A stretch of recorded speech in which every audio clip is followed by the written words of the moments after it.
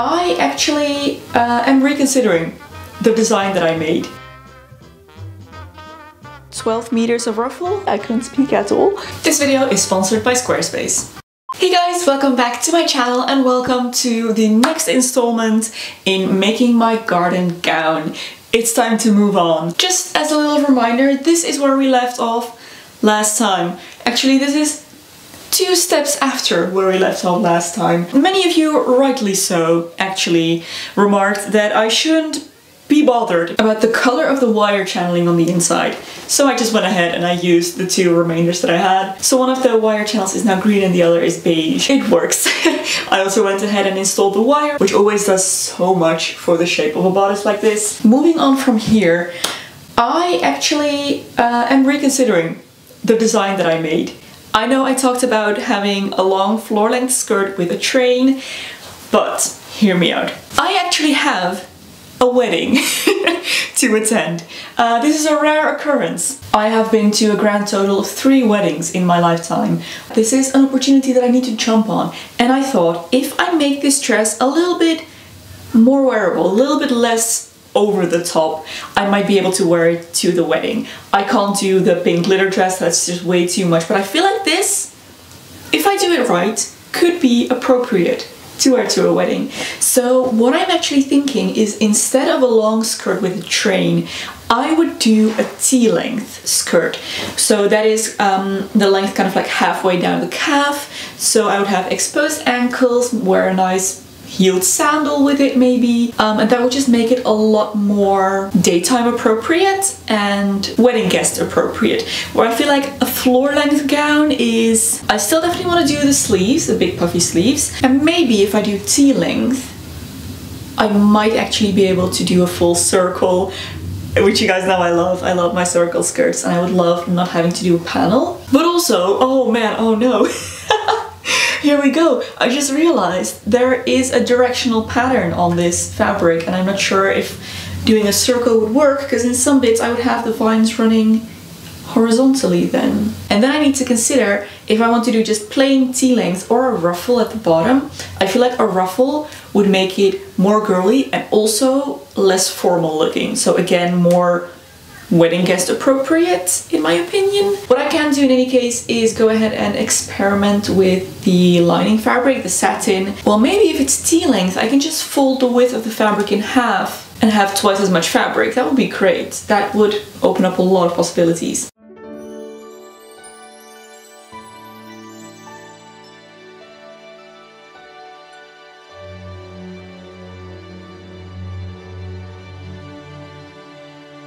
Trying to figure out the length of this skirt. The complete width of my satin folded in half is a little bit shorter than what I was hoping for, but it would be perfect to do something like this. This is Teo Tamatoshi, of course.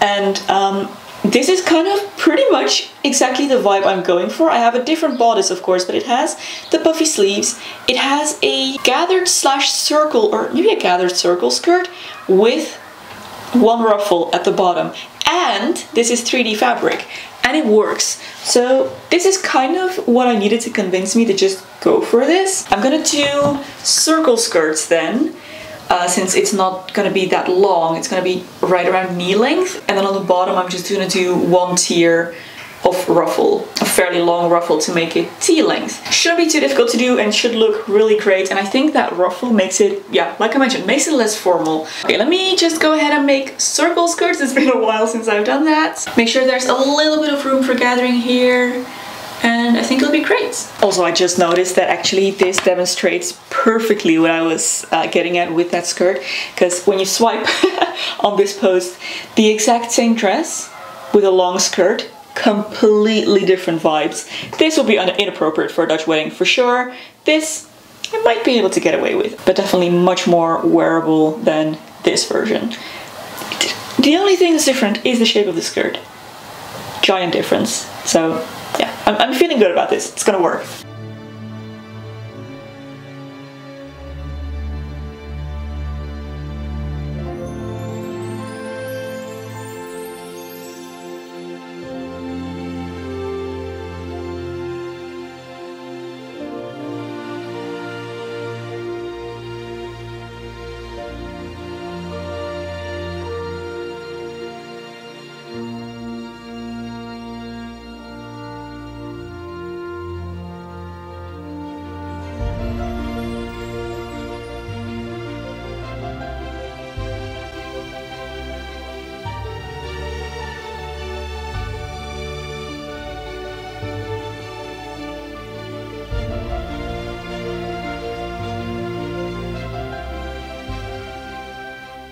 I just wanted to come on here and take a quick moment to tell you a little bit about today's sponsor, because this video is very kindly sponsored by Squarespace. Please don't mind my voice, by the way. In this I lost my voice. So if you don't know them yet, Squarespace is an all-in-one website building platform that helps entrepreneurs stand out and succeed online. You can build your website through them, your online portfolio, your web shop. So when you're just starting out building your business, Squarespace is the perfect place to start building up that online presence. And they make it super, super easy. They work with this website design system called Fluid Engine, which allows you to drag and drop aspects of the website and blocks like pre-made templates of sections or complete websites even that you can then customize to look exactly the way you want to and function the way you want to. And there are so many options, like whatever it is you're looking for, it's very likely that they will have it on there. And because this is such an intuitive and visual system, you don't need any experience with building websites whatsoever.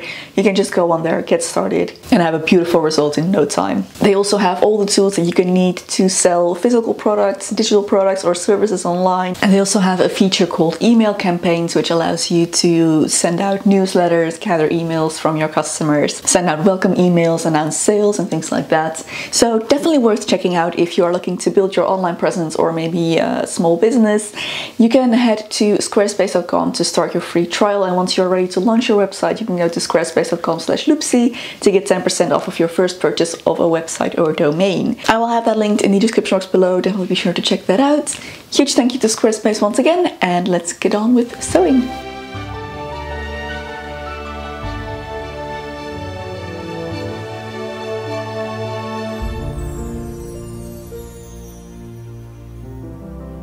I have my underskirt. I ended up making a full circle skirt as long as I could get out of the fabric, which is also right about where I want the seam of my ruffle to sit. What I think I'm actually going to do is leave the bottom, like the lining skirt, knee length. Then for the plain tool that's going to go over this, I think I'm going to do it full length. No ruffle, but the length that this plus ruffle would be. And then I'm only going to ruffle the top skirt. I also actually just ended up making this the width of my waist so that there is no gathering. I'm not going to repeat the same mistake I made last time. No gathering on the satin, no gathering on the plain tulle. I'm only going to gather the top fabric, the floral fabric. So now what I need to do is just figure out the length I want this to be in the end, T-length on me basically, and cut out a bunch of plain tulle skirts, as many as I can get out of the fabric, and then we'll see where we land.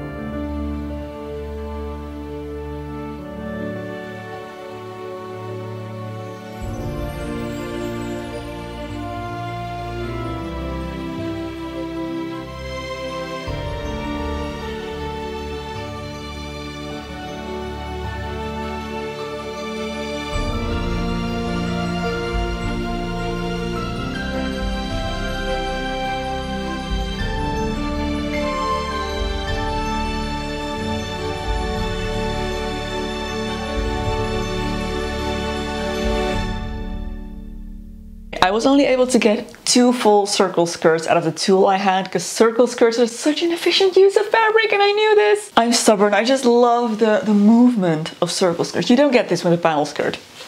It's just what it is. It is what it is. However, I think it's not floofy enough. I cut out these circles from the top, but there's still fabric remaining like all along the bottom. I have this super wide strip of just continuous fabric. So I think I might actually ruffle the petticoats as well in the same place where I want to do the ruffle on the outer fabric. So just where the seam or like the edge of the underskirt hits, I think if I do a ruffle either just on the outer tulle layer or on both of them, then they'll just give a lot more, first of all, coverage, like color, density to the fabric, but also just more floof around the bottom. And I think that will be good, because now it's just kind of sad. I'm wearing a full circle skirt underneath this as well, just from my dress, so it's even less floofy without that. So I think I'm going to go ahead and do that, just to give it a bit more volume. I think it needs that. As much as I love circle skirts, one of the biggest downsides to them is that they have endless hems. Endless. The little circle skirt that I have here, the hem is 6.5 meters. long. 6.5 meters of hem on this. So that's a lot of ruffle. I think I have about 12 meters of ruffle, 11, 12 meters. I need to run gathering stitches through all of that and then attach it. And just so that I'm sure that I'm attaching or like spreading it out evenly, I went ahead and marked halfway points with little safety pins here, both on the skirt and on the ruffle. Let's see. Here we go. So this is marked the center, and then the quarters, and then eighths. So I can just go ahead and match up the safety pins on the ruffle and the skirt, and then I will know that it is distributed evenly, and then I can go ahead and pull on the gathering threads to actually make my gathers. And that's going to make it hopefully a little bit easier for me to attach this. This has been extremely time consuming, much more so than I anticipated. So I'm starting to worry about how far I'll actually get in this video. But I'm just trying to remember that making my wedding dress took 4 months, and I'm now trying to squeeze this out in a couple of weeks while also doing other things. So yeah, no, I need to just take my time. So I'm gonna go ahead and attach these, match these up, and get to gathering.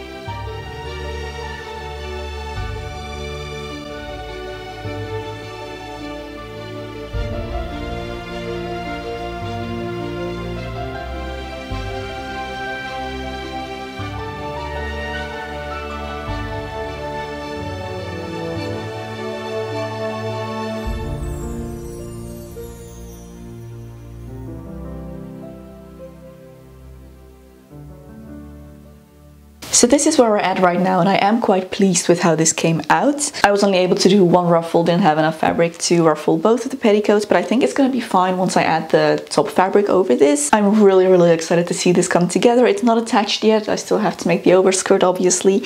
And we're gonna do the sleeves and the closure in the back, but all of that is for another video. This took way more time than I expected, and I got sick. I don't know if you can hear it, but I lost my voice yesterday. I couldn't speak at all. So yeah, I'm gonna have to press pause on this one, but good progress if you ask me. I'm very happy with where this is going, and I can't wait to see it finished. So thank you so much for watching, guys.